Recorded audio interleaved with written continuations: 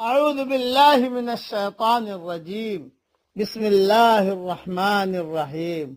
سورہ اعراف کی 2 آیتیں پڑھ رہا ہوں، آیت نمبر 143، آیت نمبر 144۔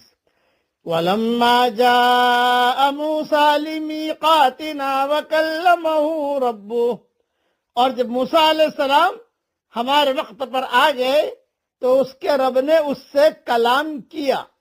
قال رب ارنی انظر الیک، اس نے کہا اے میرے رب مجھے اپنے کو دکھا دیجئے کہ میں آپ کو دیکھوں۔ قال لن ترانی ولكن انظر الى الجبل فإن استقر مكانه فسوف ترانی، اللہ نے کہا تم مجھ کو ہرگز نہیں دیکھ سکتے، البتہ پہاڑ کی طرف دیکھو، اگر وہ اپنی جگہ قائم رہ جائے گا